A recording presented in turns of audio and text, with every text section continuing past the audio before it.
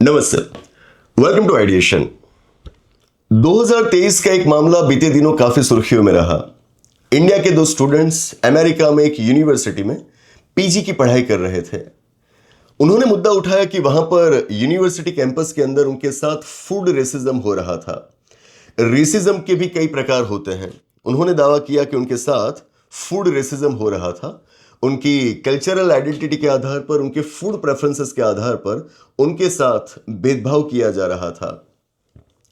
मामला कुछ यूं था कि वो लंच के लिए पालक पनीर की सब्जी अपनी टिफिन बॉक्स में पैक कर कर यूनिवर्सिटी कैंपस में गए हुए थे, और जब लंच का वक्त हुआ तो उस सब्जी को गर्म करने के लिए उन्होंने वहां पर जो माइक्रोवेव रखा गया था, that was a common microwave, means it can be used by all, सभी उसका इस्तेमाल कर सकते हैं। तो उस कॉमन माइक्रोवेव का उन्होंने इस्तेमाल किया। लेकिन इसके खिलाफ कुछ लोगों ने वहां पर ऐतराज जताया।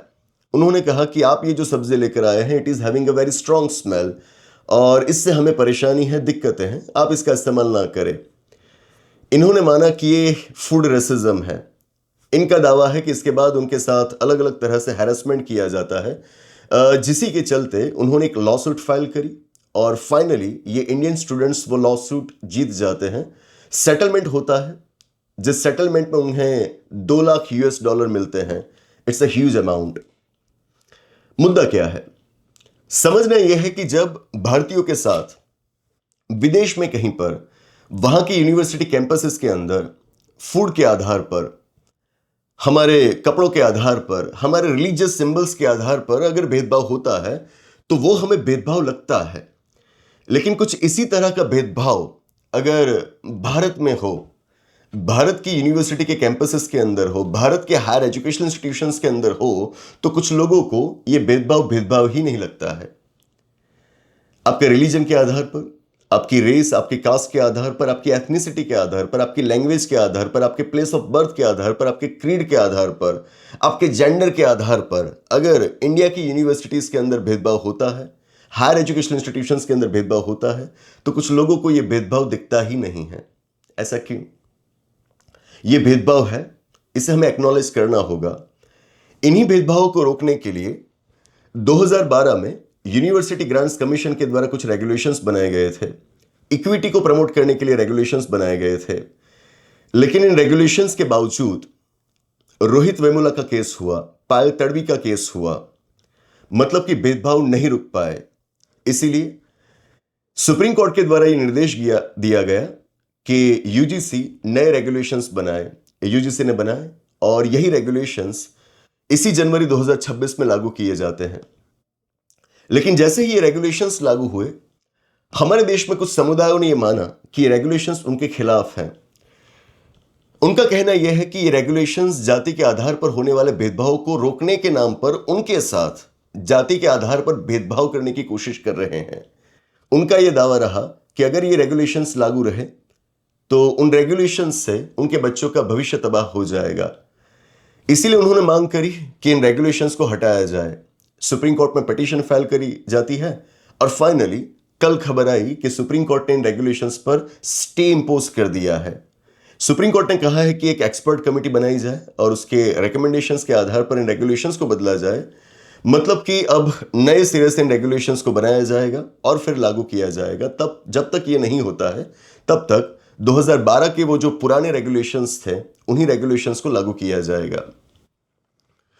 अब मुद्दा यह है कि इन रेगुलेशंस के बारे में कुछ लोगों ने माना कि रेगुलेशंस हमारे खिलाफ है। Let me be very specific कि कुछ लोगों ने कहा कि ये जनरल कैटेगरी के खिलाफ है। सबसे पहले तो यह स्पष्ट करना जरूरी है कि जनरल कैटेगरी ऐसी कोई स्पेसिफिक कास्ट के लिए अलग कैटेगरी नहीं है। General category is an open category. पिछले एक वीडियो में भी हमने ये बात करी थी कि जनरल कैटेगरी इंक्लूड्स ऑल, मतलब कि जो लोग एससीज, एसटीज, ओबीसीज में नहीं आते हैं वो जनरल कैटेगरी में आते हैं, और जो लोग एससीज, एसटीज, ओबीसीज में आते हैं वो भी जनरल कैटेगरी का हिस्सा है। आप ये क्लेम नहीं कर सकते हैं कि जनरल कैटेगरी में सिर्फ वही लोग आएंगे कि जो एससीज, एसटीज, ओबीसीज में नहीं है। That's wrong. फिर भी बोलचाल की जबान में यही शब्द इस्तेमाल किए जाते हैं, जनरल कैटेगरी, मतलब कि जो एससीज, एसटीज, ओबीसीज के अलावा हैं उनके लिए जनरल कैटेगरी शब्द का इस्तेमाल किया जाता है। वो गलत है, फिर भी बोलचाल की जबान में ये शब्द इस्तेमाल होते हैं तो हम भी करेंगे। तो दावा यह किया जा रहा था कि ये रेगुलेशंस जनरल कैटेगरी के स्टूडेंट्स के खिलाफ है। क्या यह सही है? समझने की कोशिश करते हैं। मैं जाती तौर पर मानता हूं कि 2026 के रेगुलेशंस सो कॉल्ड जनरल कैटेगरी के खिलाफ नहीं थे। किस आधार पर? अब 2012 के रेगुलेशंस को पढ़िए और फिर 2026 के रेगुलेशंस को पढ़िए, क्या अंतर है। 2012 के रेगुलेशंस में जो मुझे सबसे इंटरेस्टिंग चीज लगी वो थी कि वहां पर चीजों को प्रॉपर्ली डिफाइन किया गया था। डिस्क्रिमिनेशन किसे कहा जाएगा वो वहां पर डिफाइन किया गया था। हैरेसमेंट, इनफेवरेबल ट्रीटमेंट, विक्टिमाइजेशन, इक्विटी, इन सभी टर्म्स को वहां पर डिफाइन किया गया था। मोस्ट इंपॉर्टेंटली किस तरह के बिहेवियर को डिस्क्रिमिनेशन माना जाएगा उसकी वहां पर एक लंबी लिस्ट दी गई थी। करीब करीब 20 से 25 मुद्दे वहां पर जोड़े गए थे। मतलब कि इस तरह का कोई काम अगर कोई व्यक्ति करता है तो उसे डिस्क्रिमिनेशन माना जाएगा और उन रेगुलेशंस के मुताबिक उसे सजा दी जाएगी। मतलब कि डिस्क्रिमिनेशन की एक बड़ी लिस्ट वहां पर दी गई थी। 2026 के इन रेगुलेशंस के अंदर ऐसी कोई लिस्ट नहीं दी गई है। 2026 के रेगुलेशंस डिस्क्रिमिनेशन को डिफाइन करते हैं, कास्ट बेस्ड डिस्क्रिमिनेशन को डिफाइन करते हैं, लेकिन यहां पर डिस्क्रिमिनेशन किसे कहा जाएगा उसकी कोई लिस्ट नहीं दी गई है। जो 2012 में मौजूद थी वो लिस्ट यहां पर नहीं है। यह हमें समझना होगा। फॉर एन एग्जाम्पल, हमारे कॉन्स्टिट्यूशन के अंदर आर्टिकल 17 दिया गया है। What is it about? It is about the abolition of untouchability. छुआछूत को खत्म करने के बारे में आर्टिकल 17 है। लेकिन छुआछूत क्या है? What is untouchability? अनटचेबिलिटी को आर्टिकल 17 के अंदर डिफाइन नहीं किया गया था, अभी भी नहीं किया गया है। तो इससे होगा क्या? अगर किसी व्यक्ति के साथ छुआछूत होती है तो वो अदालत में जाकर क्लेम क्या करेगा? उसके साथ छुआछूत हुई है, लेकिन वो साबित कैसे करेगा कि वो छुआछूत ही है? क्योंकि आर्टिकल 17 में तो अनटचेबिलिटी की कोई डेफिनेशन नहीं की गई है। तो सबसे पहले तो हमें अनटचेबिलिटी को लीगली डिफाइन करना होगा और इसी के लिए 1955 में पार्लियामेंट ने एक कानून बनाया, अनटचेबिलिटी ऑफेंसेस एक्ट 1955, जिसमें पहली बार अनटचेबिलिटी को लीगली डिफाइन किया जाता है। मतलब यह हुआ कि वहां पर जो डेफिनेशन बताई गई है उसके मुताबिक अगर किसी ने कोई कृत्य किया तो आप कह सकते हो कि उसने अनटचेबिलिटी की प्रैक्टिस करी है, उसको सजा दी जाए। लीगल डेफिनेशन होना जरूरी है। बाद में हमें समझ में आया कि इस कानून के अंदर हमने जो अनटचेबिलिटी की डेफिनेशन करी थी, it was a very limited version of untouchability. उसके अलावा कई और स्वरूप में अनटचेबिलिटी मौजूद है हमारे समाज में, जिसको तो हमने उस कानून के अंदर अनटचेबिलिटी माना ही नहीं है।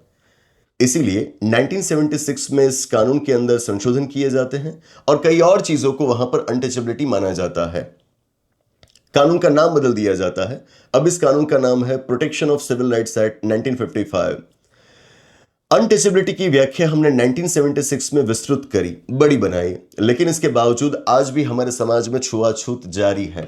मैं आपको समझाना ये चाहता हूं कि अगर आपके पास अनटचेबिलिटी की डेफिनेशन मौजूद है कानूनों के अंदर, उसके बावजूद अगर छुआछूत जारी है तो सोचिए 2026 के रेगुलेशंस के अंदर तो आपने डिस्क्रिमिनेशन किस किस तरह से हो सकता है उसको डिफाइन ही नहीं किया है। तो फिर डिस्क्रिमिनेशन को इन रेगुलेशंस की मदद से आप कैसे रोकोगे? इस हिसाब से तो मैं कहूंगा कि 2012 के रेगुलेशंस अच्छे थे, क्योंकि वहां पर डिस्क्रिमिनेशन की प्रैक्टिसेस को डिफाइन किया गया था, उसका एक पूरा लिस्ट दिया गया था, जो 2026 के इन रेगुलेशंस के अंदर मौजूद ही नहीं है।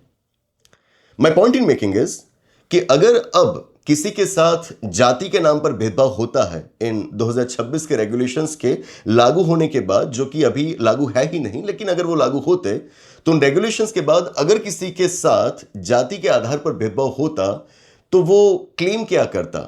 वो क्लेम करता कि मेरे साथ भेदभाव हुआ है, लेकिन वो साबित कैसे कर पाता कि इसे भेदभाव माना जाएगा?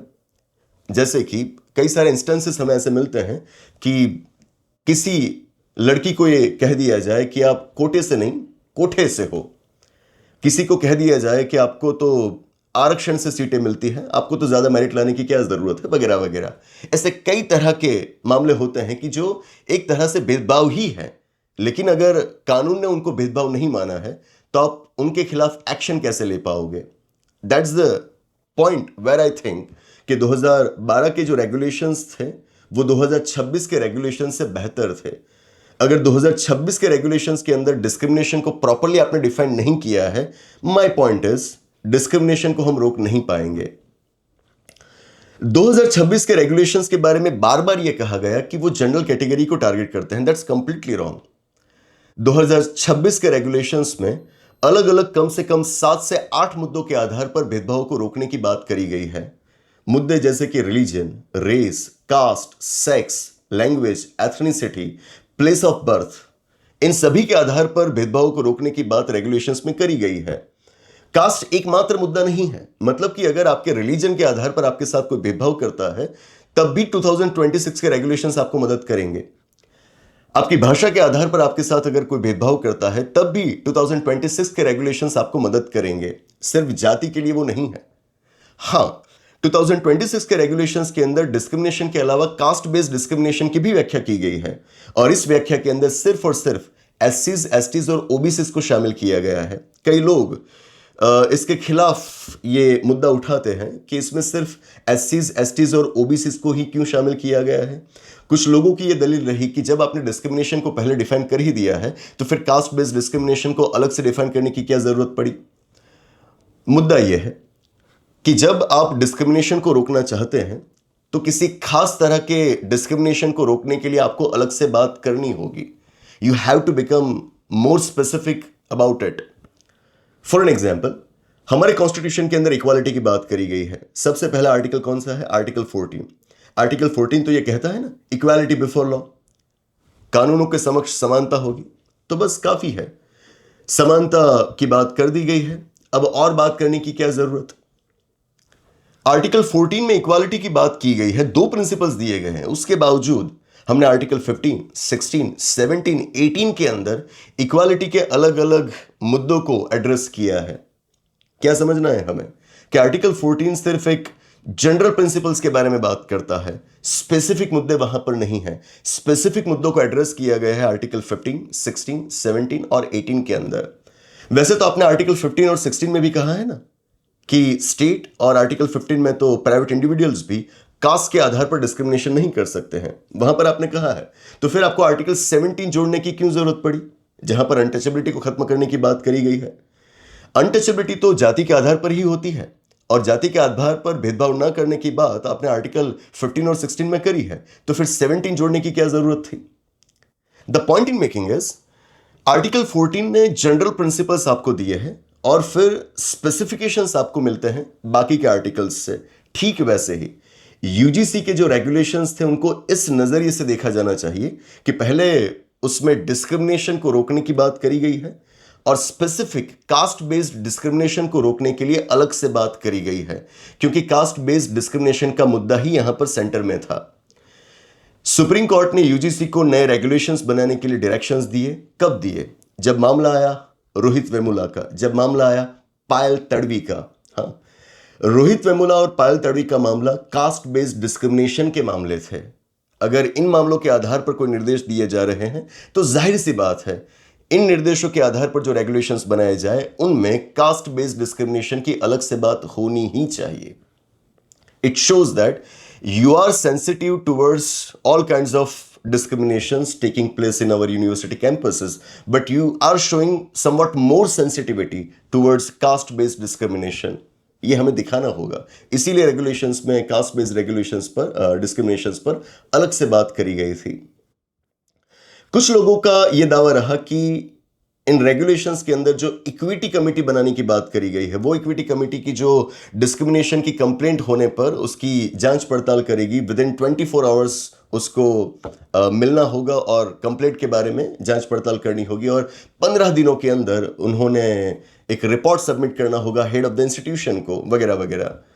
तो उनका दावा यह था कि इस कंप्लेंट की जांच करने वाले जो कमेटी है उस कमेटी के अंदर जनरल कैटेगरी को रिप्रेजेंटेशन नहीं दिया गया है। रॉन्ग।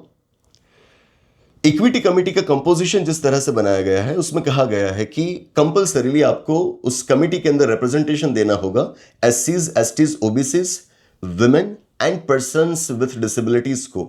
इन 5 समुदायों को आपको रिप्रेजेंटेशन देना ही होगा। ट्रू। इनको रिप्रेजेंटेशन कंपल्सरीली दिलाने की बात क्यों कही गई है? क्योंकि आमतौर पर उन्हें रिप्रेजेंटेशन नहीं मिलता है। नॉर्मल कोर्स में उन्हें इस तरह की कमिटीज के अंदर रिप्रेजेंटेशन नहीं मिलता है। जिसको आमतौर पर रिप्रेजेंटेशन नहीं मिलता है, उन्हें रिप्रेजेंटेशन दिलवाने के लिए आपको इस तरह के प्रावधान करने पड़ते हैं। इसको अगर हम छोड़ दें तो बाकी के जो लोग इक्विटी कमेटी में होंगे वो कौन होंगे? इक्विटी कमेटी का जो अध्यक्ष होगा वो कौन है? Head of the institution. इस इक्विटी कमेटी के अंदर प्रोफेसर्स भी होंगे और स्टाफ मेंबर्स भी होंगे और भी कई सारे लोग होंगे। वो कौन होंगे? जरूरी नहीं है कि वो एससीज, एसटीज, ओबीसी से ही हो। हमारे हायर एजुकेशन इंस्टीट्यूशंस का आज जिस तरह का कॉम्पोजिशन है, इसके अंदर ज्यादातर फैकल्टी मेंबर्स, ज्यादातर staff members, they belong to the people, the categories, the communities that are not एससीज, एसटीज एंड ओबीसीज। कहा जाता है, हमारे पास आंकड़े हैं कि एससीज, एसटीज, ओबीसीज की जो सीटें हैं इन हायर एजुकेशन इंस्टीट्यूशंस के अंदर, ज्यादातर सीटें खाली हैं। Almost 80% of the seats of the professors that belong to this SCs, STs, OBCs categories, they are vacant. अगर वो खाली है तो इसका सीधा मतलब ये होता है कि जब इक्विटी कमेटी बनाई जाएगी उसके अंदर इन वर्गों को प्रतिनिधित्व नहीं ही मिलेगा। तो उनको प्रतिनिधित्व दिलवाने के लिए जरूरी है कि उनके लिए कुछ सीटें रिजर्व की जाए, कि जो इन रेगुलेशंस के अंदर किया गया था। तो इन रेगुलेशंस के बारे में आप ये नहीं कह सकते हो कि ये जनरल कैटेगरी के खिलाफ है। रादर मैं तो कहूंगा कि regulations they are in favour of this so called general category. क्योंकि जब ये इक्विटी कमेटी बनेगी, अब देखिए एससीज, एसटीज, ओबीसीज के मुकाबले जनरल कैटेगरी के लोग ही इस कमेटी के अंदर ज्यादा होंगे। रीजन, ओवरऑल पोजीशन ये है कि इन इंस्टीट्यूशंस के अंदर एससीज, एसटीज, ओबीसीज के मुकाबले सो कॉल्ड जनरल कैटेगरी के ही ज्यादा प्रोफेसर्स हैं, ज्यादा स्टाफ मेंबर्स हैं। तो वो डायरेक्टली रिफ्लेक्ट होने वाला है इस इक्विटी कमेटी के अंदर। That's the thing. ये बिल्कुल साफ बातें हैं, बिल्कुल साफ बातें हैं, लेकिन उसके बावजूद भ्रम फैलाया जाता है, भ्रम फैलाया जाता है। और इसके लिए सबसे ज्यादा जिम्मेदार है मीडिया। मीडिया ने जो इस बार नफरत फैलाई है, जातिवाद फैलाया है। मैं कहूंगा कि इस पूरे वातावरण के लिए, वातावरण ऐसा कि जहां पर हमने देखा कि लोगों ने आंदोलन किए, लोगों ने इवन प्रधानमंत्री के खिलाफ कुछ जाति सूचक शब्दों का इस्तेमाल किया, इन सब के लिए जिम्मेदार है मीडिया। क्या क्या कहा जा रहा था? कहीं पर किसी ने कह दिया कि अगर अब किसी एससी, एसटी, ओबीसी समुदाय का लड़का किसी सो कॉल्ड जनरल कैटेगरी की लड़की को प्रपोज करेगा और अगर उस लड़की ने उस प्रपोजल को रिजेक्ट कर दिया, तो अब ये लड़का इन नए रेगुलेशंस के तहत शिकायत दर्ज कर देगा कि हमारे साथ तो कास्ट बेस्ड डिस्क्रिमिनेशन हुआ है। ऐसे थोड़ी ना होता है, ऐसे थोड़ी ना होता है। आपके पास पूरा एक ग्रीवेंस रेड्रेसल मैकेनिज्म है। ये तो कोई मुद्दा ही नहीं है ना कि प्रपोजल को रिजेक्ट कर दिया वो कास्ट बेस्ड डिस्क्रिमिनेशन है। अगर ऐसा कोई मुद्दा उठाया गया है तो क्या आपके पास इक्विटी कमेटी के अंदर इतने लोग नहीं हैं, इतने इंटेलेक्चुअल लोग नहीं हैं कि जो इस फॉल्स कंप्लेंट को समझ पाएंगे, इजीली समझ पाएंगे? वो वहीं पर डिस्कार्ड हो जाएगी। और अगर वहां पर नहीं होती है, आप पूरे ग्रीवेंस रिड्रेसल मैकेनिज्म को यहां पर समझिए कि इक्विटी कमेटी के बाद ये मुद्दा जाएगा हेड ऑफ द इंस्टीट्यूशन के पास, और फाइनली जब सजा सुनाई जाती है तो उस व्यक्ति को लगता है कि मेरे साथ अन्याय हुआ है, तो आपने इन्हीं रेगुलेशंस के अंदर व्यवस्था रखी है कि आप अपील कर सकते हो ऑम्बड्स पर्सन के सामने। ऑम्बड्स पर्सन जो कि आपके इंस्टीट्यूशन का कोई व्यक्ति नहीं है, he is an external authority. वहां आप जा सकते हो और आपके साथ जो अन्याय हुआ है उसके खिलाफ अपील कर सकते हो। That's the point. यहां पर कोई गुंजाइश ही नहीं है कि फॉल्स कंप्लेंट्स फाइल की जाए और किसी व्यक्ति के साथ बहुत बड़ा अन्याय, बहुत बड़ा अत्याचार हो जाए। इसकी कोई गुंजाइश नहीं है। द पॉइंट इज, रेगुलेशंस आप कोई से भी बनाएं, the main thing is implementation. 2012 के भी रेगुलेशंस आपके पास थे। उन रेगुलेशंस के बावजूद क्या हमारे कैंपसेस में भेदभाव कम हुआ? नहीं हुआ। यूजीसी की लेटेस्ट रिपोर्ट हमें समझाती है कि बीते 5 सालों के अंदर ये डिस्क्रिमिनेशन बढ़ा है, 118% उसमें इंक्रीज हुआ है। तो सिर्फ रेगुलेशंस बनाना काफी नहीं है, ज्यादा जरूरी यह है कि रेगुलेशंस जिस स्पिरिट के साथ बनाए गए हैं उस स्पिरिट को समझकर हम उनको इंप्लीमेंट करवाएं। अगर इंप्लीमेंट सही तरीके से नहीं करवाया गया तो 2026 के रेगुलेशंस हो या फिर 2012 के रेगुलेशंस हो, भेदभाव खत्म नहीं होंगे। आशा करता हूं कि इन रेगुलेशंस के बारे में लोग और गहराई से पढ़े, समझे अगर आपने इन रेगुलेशंस को पढ़कर समझा, खुद से पढ़कर समझा, तो आपको इनके अंदर कोई ऐसी बात नहीं दिखेगी कि जिसके आधार पर आप क्लेम कर सको कि किसी एक कैटेगरी को यहां पर टारगेट किया जा रहा है। That's completely wrong. आशा करता हूं कि अब लोगों को जिस तरह से फॉरेन कैंपसेस के अंदर भारतीयों के साथ हो रहे भेदभाव दिखाई दे रहे हैं, वैसे ही भारत की यूनिवर्सिटीज के अंदर जो भेदभाव कई सालों से, दशकों से हो रहे हैं, वो भी दिखाई दे और वो भी अफर्मेटिव एक्शन के लिए, सोशल जस्टिस के लिए काम करे। बस इसी आशा के साथ इसी सेशन को यहीं पर रोकते हैं। आने वाले सेशन में ऐसे ही किसी इंटरेस्टिंग टॉपिक के साथ, किसी इंपॉर्टेंट टॉपिक के साथ फिर मिलेंगे। Thank you.